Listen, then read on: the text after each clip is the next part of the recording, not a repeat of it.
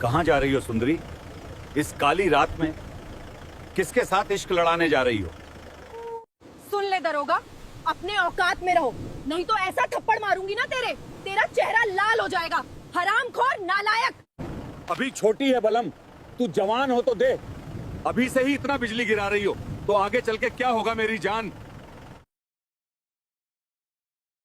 मुंबई की चकाचौंध के पीछे छिपा एक ऐसा इलाका जिसके बारे में कहा जाता है कि यहाँ की गलियों में समंदर की लहरों से ज्यादा खौफनाक राज दफन है।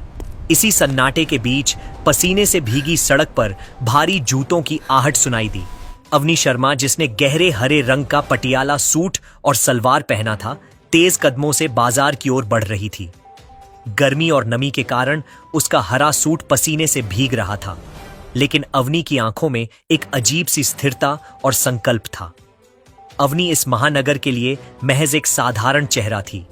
3 हफ्ते पहले वह यहाँ के राजकीय विद्यालय में गणित की शिक्षिका बनकर आई थी। मोहल्ले वालों को बताया गया था कि उसके पिता पंडित शिव कुमार, जो अस्थमा और दिल के पुराने मरीज हैं, उन्हें डॉक्टरों ने यहाँ की हवा में रहने की सलाह दी है। लेकिन इस साधारण परिचय की खाल के नीचे एक खौफनाक सच छिपा था। अवनी शर्मा असल में एक अंडरकवर आईपीएस ऑफिसर थी। उसे गृह मंत्रालय ने एक ब्लैक मिशन पर भेजा था। मुंबई का शक्तिनगर थाना अब कानून की रक्षा नहीं कर रहा था, बल्कि वह अपराधियों, तस्करों और मानव तस्करों की पनाहगाह बन चुका था। यहाँ की खाकी वर्दी अब खून और भ्रष्टाचार के रंग में रंग चुकी थी। अवनी के पिता की हालत अचानक बिगड़ने लगी थी। घर में रखा इन्हेलर खत्म हो चुका था और नेब्यूलाइजर की मशीन में तकनीकी खराबी आ गई थी। पिता की उखड़ती सांसों ने अवनी को इस मौत के सन्नाटे वाली रात में बाहर निकलने पर मजबूर कर दिया। वह जानती थी कि इस वक्त सड़कों पर पुलिस के रूप में भेड़िए घूम रहे हैं। जैसे ही वह मुख्य सड़क के पुराने पीपल के पेड़ वाले मोड़ पर पहुंची, उसके कानों में एक विभत्स हंसी गूंजी। वह हंसी किसी खुशी की नहीं, बल्कि पिशाच जैसी क्रूरता से भरी थी। रास्ते के एक कोने में पुलिस की एक नीली बत्ती वाली जीप खड़ी थी। जीप की हेडलाइट्स बुझी हुई थीं, लेकिन अंदर डैशबोर्ड की हल्की नीली रोशनी में कुछ चेहरे साफ दिख रहे थे। वह था शक्तिनगर थाने का सर्वे सर्वा इंस्पेक्टर जोरावर सिंह। जोरावर के साथ उसके 3 वफादार प्यादे थे, हवलदार मुन्ना, कांस्टेबल त्यागी और एक अन्य सिपाही। जीप के बोनट को उन्होंने शराब की मेज बना रखा था। मोबाइल पर तेज आवाज में एक भद्दा गाना बज रहा था। जोरावर ने अपनी वर्दी के ऊपर के 3 बटन खोल रखे थे। टोपी जीप के टायर के पास कीचड़ में पड़ी थी और वह हाथ में गिलास लिए नशे में चूर होकर झूम रहा था। जोरावर सिंह का खौफ ऐसा था कि यहाँ के व्यापारी उसे छोटा यमराज कहते थे। उसके इलाके में कानून जोरावर की उंगलियों के इशारे पर नाचता था। अचानक जोरावर की शिकारी नजरें गर्मी की धुंध को चीरती हुई सड़क के दूसरी ओर चलती अवनी पर पड़ी। अंधेरे और उमस के मेल ने अवनी के हरे सूट की सादगी को एक रहस्यमयी सुंदरता दे दी थी। जोरावर की नशे में धुत आंखों में लालसा की आग भड़क उठी। उसने अपने पास खड़े मुन्ना की कोहनी पर जोर से हाथ मारा। अबे ओ मुन्ना, देख तो जरा इस तपती रात में मुंबई की गलियों में कौन सी हूर उतरी है। इतनी रात को कोई शरीफ औरत घर से बाहर नहीं निकलती मुन्ना, और अगर निकली है तो इसका मतलब है कि वह जोरावर सिंह को दावत दे रही है। क्या कहते हो? जोरावर की बात सुनते ही पूरा गिरोह अपनी गंदी हंसी से गूंज उठा। जोरावर ने गिलास की आखिरी बूंद गटक ली और लड़खड़ाते हुए अवनी का रास्ता रोकने के लिए आगे बढ़ा। अवनी ने देखा कि संकट सामने है, लेकिन उसने भागने या चिल्लाने की कोशिश नहीं की। उसके चेहरे के भाव अब एक डरी हुई शिक्षिका के नहीं, बल्कि एक ट्रेंड ऑफिसर के थे। जोरावर उसके ठीक सामने आकर खड़ा हो गया। शराब और तंबाकू की तीखी बदबू अवनी के नथुनों से टकराई। जोरावर ने अपना चेहरा अवनी के कान के पास लाकर फुसफुसाते हुए कहा, कहां की तैयारी है सुंदरी? इस काली रात में किसके साथ इश्क लड़ाने निकली हो? देखो, हम पुलिस वाले हैं, जनता की सेवा हमारा फर्ज है। चलो, तुम्हें अपनी जीप में बिठाकर पूरा शहर घुमाते हैं और ऐसी जगह ले चलते हैं जहां गर्मी नहीं लगेगी। अवनी ने अपनी घृणा को काबू में रखते हुए सख्त आवाज में कहा, इंस्पेक्टर साहब, आप एक संवैधानिक पद पर हैं। वर्दी पहनकर सार्वजनिक स्थान पर शराब पीना और एक राह चलती महिला को अभद्र शब्द कहना कानून का गंभीर उल्लंघन है। क्या आपको अंदाजा है कि इसके परिणाम क्या हो सकते हैं? अवनी की बात सुनकर जोरावर जैसे आसमान से गिरा। उसने अपने साथियों की ओर देखा और फिर से हंसने लगा। कानून? ए लड़की, शायद तू इस शहर में नई आई है। यहां का कानून मैं लिखता हूं और मैं ही उसे जलाता हूं। यहां की चिड़िया भी मेरी इजाजत के बिना पर नहीं मारती और तू मुझे कानून सिखा रही है।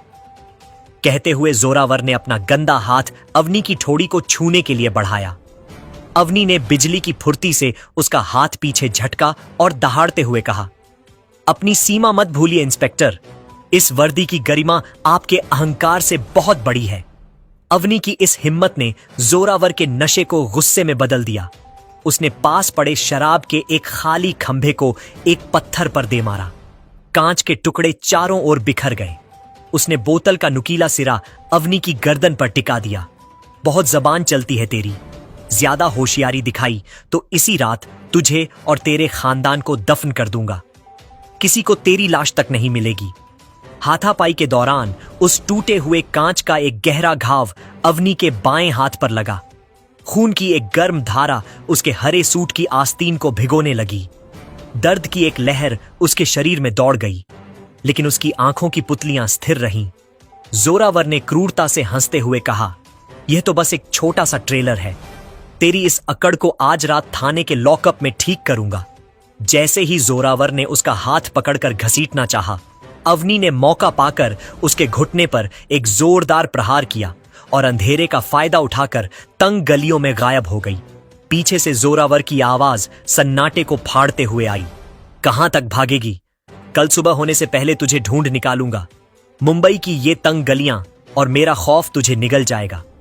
अवनी ने घर पहुंचकर अपनी चोट को साफ किया और उस पर पट्टी बांधी। उसकी आंखों में प्रतिशोध की ज्वाला जल रही थी। उसने अपनी गुप्त डायरी खोली और उन अधिकारियों के नाम लिखे जोरावर के पीछे की असली ताकत थी। वह जानती थी कि जोरावर सिर्फ एक मोहरा है। असली खिलाड़ी तो सत्ता के गलियारों में बैठे हैं।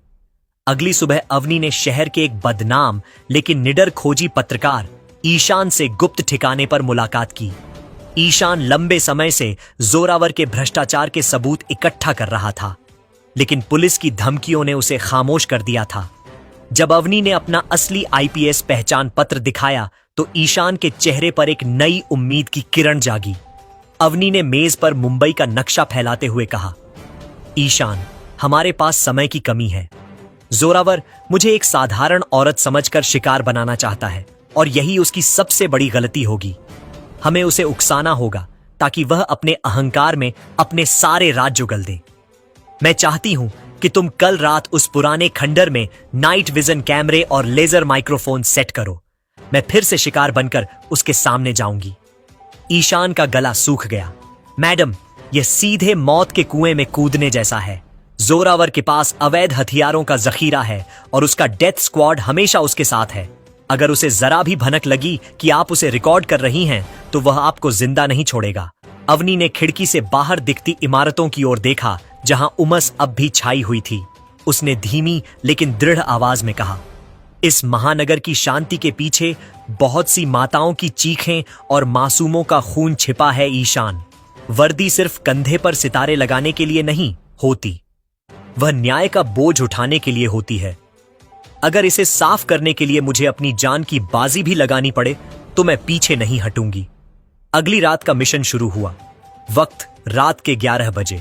गर्मी इतनी ज्यादा थी कि सांस लेना भी दूभर था। अवनी उसी सुनसान रास्ते पर चल रही थी, लेकिन इस बार उसने अपने बालों में एक माइक्रो जीपीएस ऑडियो ट्रांसमीटर छिपा रखा था, जो सीधे राज्य के खुफिया विभाग से जुड़ा था। अचानक पूरे इलाके की बिजली गुल हो गई। सन्नाटा इतना गहरा था कि अवनी को अपनी सांसों की आवाज किसी हथौड़े की तरह सुनाई दे रही थी। तभी अंधेरे को चीरती हुई कई टॉर्चों की रोशनी सीधे उसकी आंखों पर पड़ी। सामने जोरावर सिंह खड़ा था, लेकिन इस बार वह अकेला नहीं था। उसके साथ दर्जन भर हथियार बंद सिपाही थे।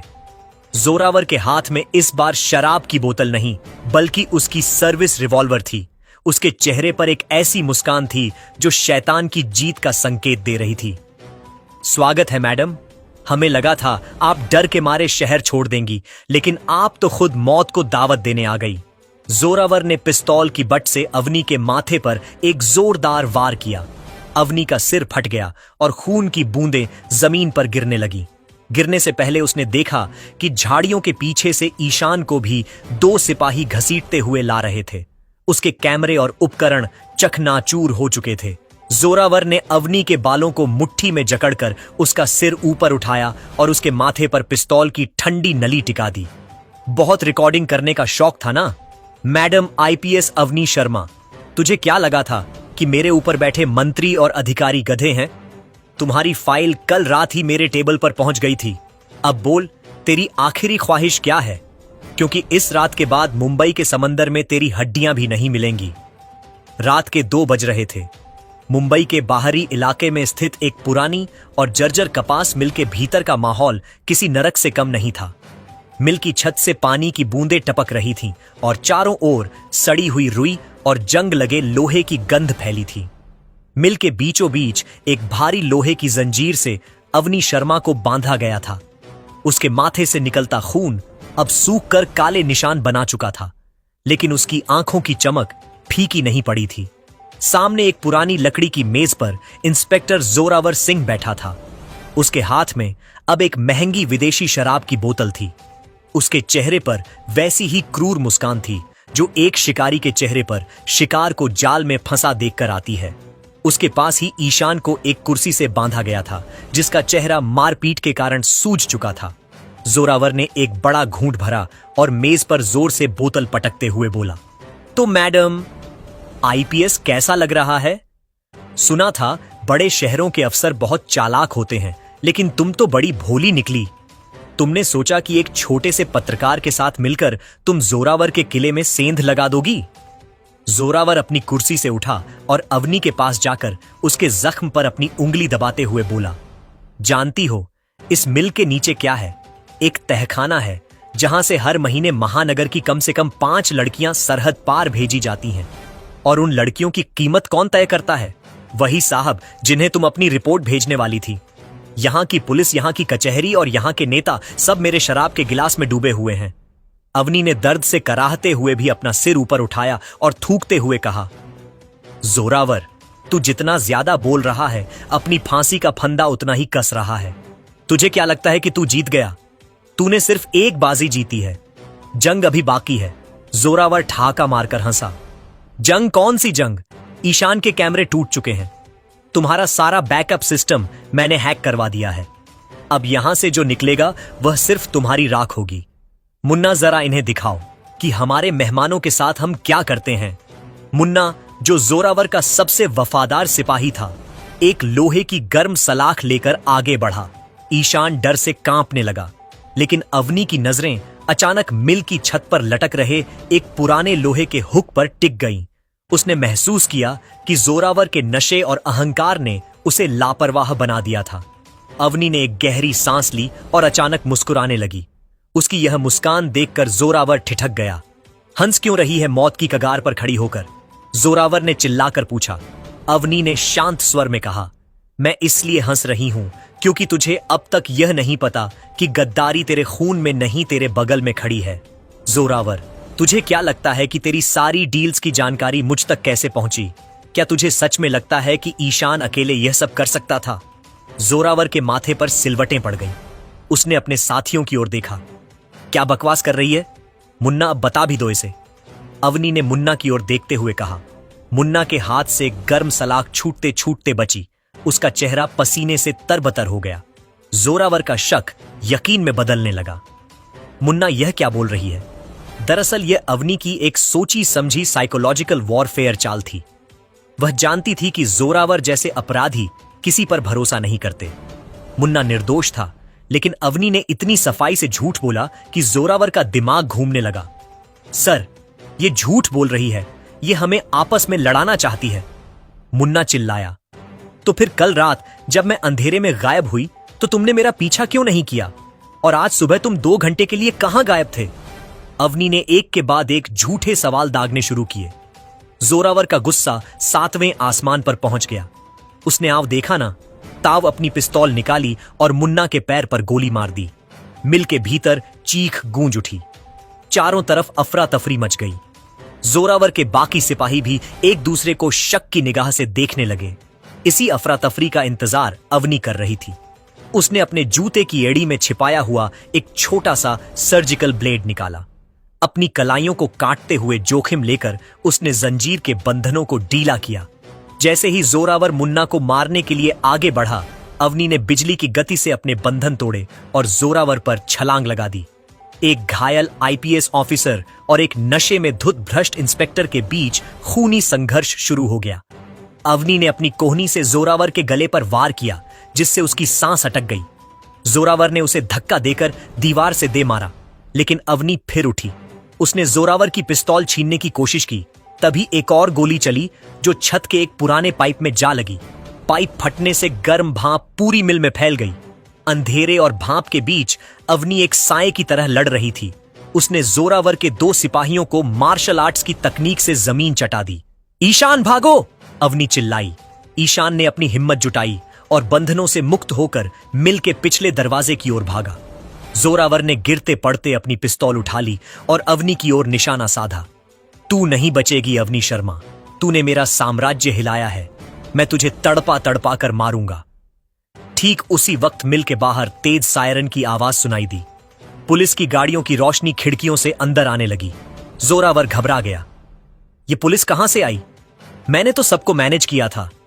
अवनी ने खून से लथपथ चेहरे के साथ मुस्कुराते हुए कहा, मैनेज तूने स्थानीय पुलिस को किया था। जोरावर, यह सीआरपीएफ और स्पेशल टास्क फोर्स है। मेरे बालों में लगा ट्रांसमीटर सिर्फ आवाज नहीं भेज रहा था, वह मेरी धड़कन रुकने पर ऑटोमेटिक अलर्ट भेजने के लिए सेट था। जोरावर समझ गया कि उसका अंत निकट है। उसने अपनी पिस्तौल अवनी पर तान दी, लेकिन तभी उसे याद आया कि उसकी पिस्तौल में गोलियां खत्म हो चुकी हैं। वह पीछे की ओर भागा, जहां मिल का एक पुराना रास्ता सीधे ढलान की ओर खुलता था। अवनी ने उसका पीछा किया। मिल के बाहर मई की तपिश अब भी महसूस हो रही थी। जोरावर ढलान पर फिसलते हुए एक पुरानी गुफा की ओर बढ़ा। अवनी ने उसका पीछा नहीं छोड़ा। गुफा के मुहाने पर पहुंचकर जोरावर रुक गया। उसके सामने एक गहरी खाई थी और पीछे काल बनकर खड़ी अवनी। रुक जाओ जोरावर, अब भागने का कोई रास्ता नहीं है, अवनी ने जोर से कहा। जोरावर ने अपनी जेब से एक रिमोट निकाला और पाश्विक हंसी हंसते हुए बोला, रास्ता तो नहीं है, लेकिन साथ ले जाने का इंतजाम जरूर है। अवनी, तेरे पिता के घर के नीचे मैंने कल ही 5 किलो आरडीएक्स फिट करवा दिया था। अगर मैं गिरफ्तार हुआ तो एक बटन दबाते ही तेरा पूरा संसार राख हो जाएगा। अवनी के पैर वहीं जम गए। उसके चेहरे से खून की बूंदें जमीन पर गिर रही थीं।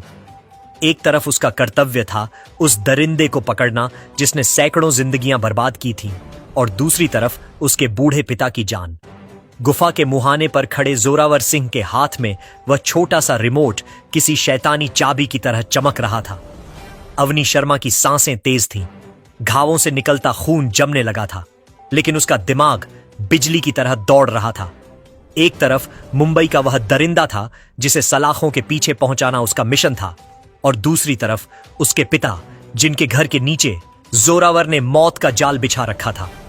क्या हुआ मैडम आईपीएस? वर्दी की अकड़ ढीली पड़ गई।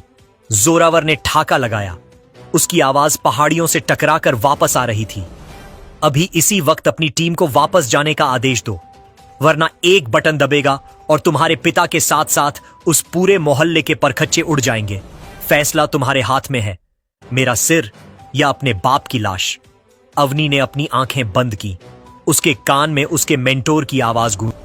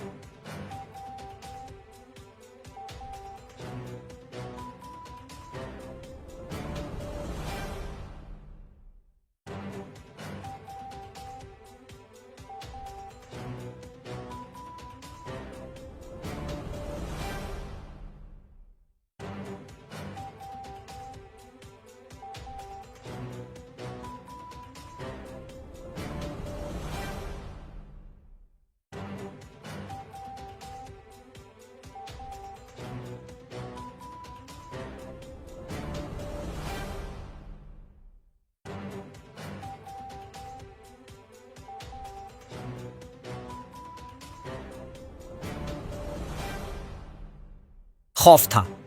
अवनी ने उसका हाथ पकड़ने के लिए हाथ बढ़ाया, लेकिन तभी उसे उन बेगुनाह लड़कियों की चीखें याद आई जिन्हें जोरावर ने इसी तरह मौत के घाट उतारा था। उसने जोरावर की आंखों में झांका और कहा, तुझे सजा देगा जोरावर, लेकिन कुदरत तुझे कभी माफ नहीं करेगी।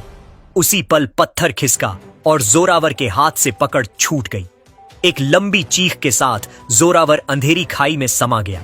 उसका अंत वैसा ही हुआ जैसा उसने दूसरों के लिए लिखा था।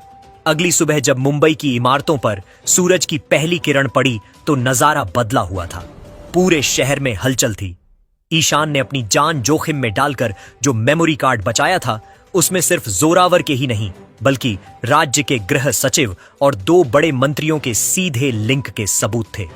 सुबह के अखबार की सुर्खियां थीं, मुंबई के नरक का अंत। अंडरकवर आईपीएस अवनी शर्मा ने ढाया जोरावर का साम्राज्य। शक्तिनगर थाने के बाहर लोगों का हुजूम उमड़ पड़ा था, लेकिन इस बार लोग डरे हुए नहीं थे। उनके हाथों में फूल थे। जो सिपाही भ्रष्टाचार में डूबे थे, उन्हें स्पेशल टास्क फोर्स ने हथकड़ियां पहना दी थी। मुन्ना और त्यागी अब सलाखों के पीछे अपने गुनाहों का हिसाब दे रहे थे। अवनी अपनी वर्दी पहनकर माथे पर पट्टी बांधे थाने की सीढ़ियों पर खड़ी थी। ईशान उसके पास आया और मुस्कुराते हुए बोला, मैडम, आज शहर की हवा सच में शुद्ध लग रही है। अवनी ने दूर क्षितिज की ओर देखा और कहा, सफाई अभी पूरी नहीं हुई है। ईशान जोरावर सिर्फ एक मोहरा था। उस मेमोरी कार्ड में जो नाम है, अब उन तक पहुंचने की बारी है। यह तो सिर्फ एक शुरुआत थी। पूरे सिस्टम का जहर निकालना अभी बाकी है। 2 दिन बाद अवनी अपने पिता के पास पहुंची। पिता ने अपनी बेटी की वर्दी और उसके जख्मों को देखा। उनकी आंखों में गर्व के आंसू थे। उन्होंने सिर्फ इतना कहा, मुझे पता था मेरी बेटी कभी हार नहीं सकती। कहानी के अंत में दिखाया जाता है कि अवनी अपनी जीप में बैठकर शहर की सीमाओं से बाहर निकल रही है। उसके पास एक नई फाइल है, एक नया शहर है और एक नया मिशन। उसकी वर्दी पर लगा वह खून का दाग अब सूख चुका था, लेकिन वह उसे हमेशा याद दिलाता रहेगा कि न्याय की कीमत कभी-कभी अपने ही लहू से चुकानी पड़ती है। पीछे छूटती मुंबई की गलियां अब शांत थीं। कोहरा और धुंध छत चुका था और गलियों से अब चीखें नहीं बल्कि आजादी के तराने गूंज रहे थे। अगर आपको हमारा वीडियो पसंद आए तो हमारे चैनल को सब्सक्राइब करना ना भूलें। YouTube गुणवत्ता सुरक्षा अस्वीकरण। इस कहानी की पटकथा, संवाद और इसमें उपयोग की गई सभी सामग्री मेरी अपनी मौलिक रचना है। इस कहानी की आवाज और निर्माण प्रक्रिया पूरी तरह से मेरे द्वारा स्वयं संपन्न की गई है। इसमें शामिल सभी पात्र और घटनाएं काल्पनिक। ये यहां क्या हो रहा है? लॉक। कुछ नहीं सर। बस एक सड़क छाप। लड़की ज्यादा होशियारी दिखा रही थी। किया है सर, इसने चेकिंग के दौरान बदतमीजी की थी। तुम्हारा नाम क्या है? देखिए सर। मैं बंद कर दो। यही है इस निजाम का असल चेहरा। अब सब कुछ साफ नजर आ रहा है। सरकारी गाड़ी आई है। गाड़ी में कौन आया है? सर, गाड़ी सरकारी है। दरोगा साहब, यहां क्या हो रहा है? साहब, आपको पता भी है ये महिला कौन है? ये इस जिला की नई मुकर्रर हुई एसडीएम सोनाली चौधरी हैं, जिसे मैं फर्जी केस में सर, यही लोग थे जिन्होंने मुझे झूठे केस में बंद किया। लॉकअप के अंदर जो महिला वो भी बता रही हैं, उन पर भी उसने झूठा केस डाला है। क्यों दरोगा? राकेश राणा, तुम्हारे खिलाफ विभागीय जांच बैठेगी और तुम पर आपराधिक मुकदमा दर्ज होगा। अब तुम्हारी असली जगह तुम लोग समझते हो खेल खत्म हो गया? रखिए एसडीएम मैडम। क्या आपको लगता है इस थाने में सिर्फ मैं ही बदनवान हूं? पूरा कड़ियां ऊपर तक जुड़ी हैं। सर, ये सिर्फ एक ऑफिसर का मामला नहीं है। इस पूरे थाने की गहरी जांच जरूरी है। यहां कोई भी दूध का धुला नहीं है।